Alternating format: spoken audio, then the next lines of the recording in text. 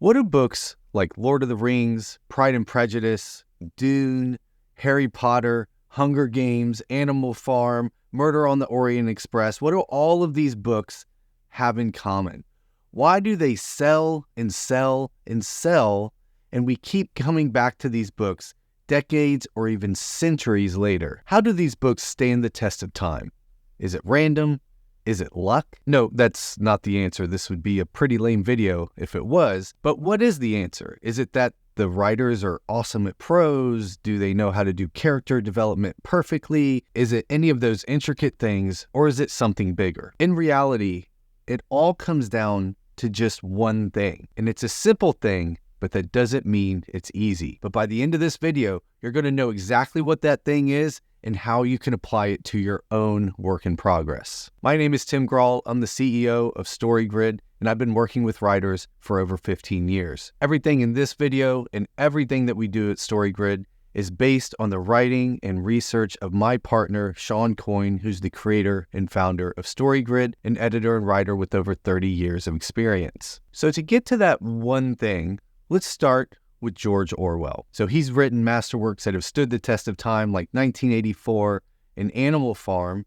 But again, why is it that those books stand out? If you look closely at those books, it's not because of his beautiful writing or he perfectly crafts sentences. I mean, he's a great writer, but it comes down to something else. And to get a glimpse at this, I'm going to go to his essay, the one he wrote called Why I Write. In this essay, he says, "My starting point is always a feeling of partisanship, a sense of injustice. When I sit down to write a book, I do not say to myself, I am going to produce a work of art. I write it because there is some lie that I want to expose, some fact to which I want to draw attention, and my initial concern is to get a hearing." So the way that George Orwell came to his books wasn't just to write down a cool story.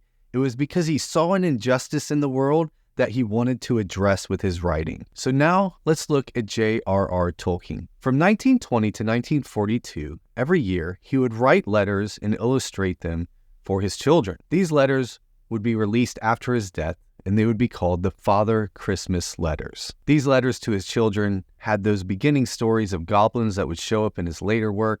And also towards the end of these letters, it even referenced World War II. So at this point in his life, we can start putting ourselves into J.R.R. Tolkien's shoes. He was a veteran of World War I. He fought, he saw a lot of his friends die, and now he's seeing World War II coming on the horizon. In September of 1937, he published The Hobbit. Now this was just a couple years before World War II started, and he had to know that something was rumbling, something was coming on the horizon. Now at this point in time, his children, he had 4 of them, were aged 19, 16, 12, and 8. The oldest 3 being boys and the youngest being a girl named Priscilla. Also remember that the other title of The Hobbit is There and Back Again. So in The Hobbit, we find Bilbo, who happens to be a child-sized protagonist. Maybe that says something about this story. And he's sitting on his front porch, content and happy, well-fed, smoking his pipe,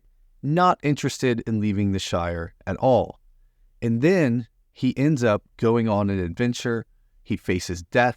He sees lots of destruction. And in that process, he becomes a better version of himself through all of that. So do you think this book, written for his children at this time in history, was saying something to his children, something big, that even though the world can be a dangerous, treacherous place, it's still worth the risk of exploring our world and setting out on adventures? What I'm trying to get you to see here is in all of these great works that stand the test of time, there's a deep underlying message, something the author truly cares about that they're trying to get across to the reader. There's an important way that they want the reader to change. They want the reader to change the way they see themselves and or the way that they see and interact with the world.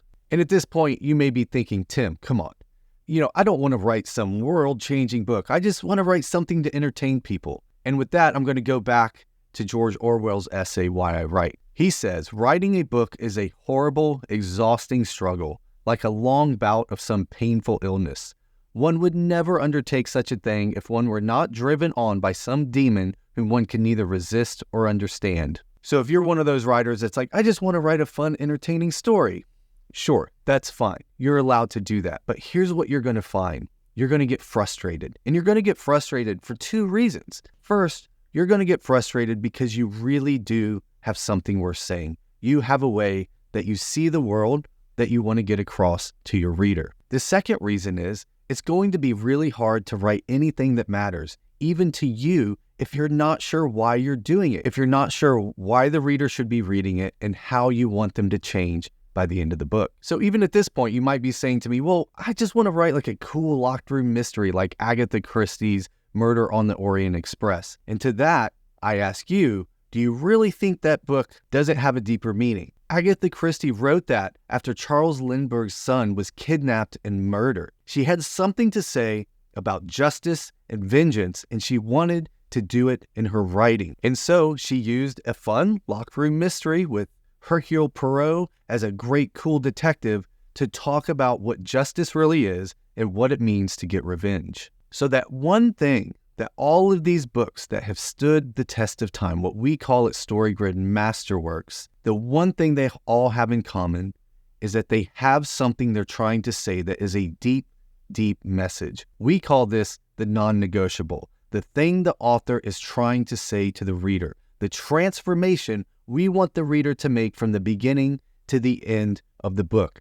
We want them to change on some level with the way they see themselves, they see the world, and they interact with the world around them. We want to bring the reader to that moment of catharsis, that moment of change at the end of the book. This is what is going to get your reader to love your book and tell all their friends to get a copy and read it themselves. So what is your non-negotiable? What is your story really about? How do you see the world? How do you want to embed a world-changing message into your book? StoryGrid, we have a few questions that'll help get you there. If you're not sure what yours is, follow along with these questions and maybe you can find something that's really important to you. Question number 1, what do you think causes the most pain in the world? What causes the most pain for the most people in the world? What did you wish everyone in the world would understand? And if they did understand it, the world would be a better place. What would you die for? Who would you die for? You have a limited amount of time on this earth.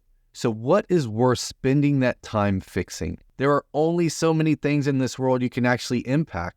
So what are those things and which of them are worth spending your time fixing? What is the one change you want to make in the reader? All of these are questions just to explore the way you see the world and the way you want to change the world, the way you think the world would be better if this change were made in your reader. So that thing in these books that have stood the test of time is a deep embedded message about how the world should be different and how the reader should see the world different by the end of the book. We call this the non-negotiable. And you've got to find your non-negotiable, that change you want the reader to make. And once you have that, you can go write a book that'll stand the test of time. Now, what we're getting at in this video and the next couple I'm going to do is all about your story's theme.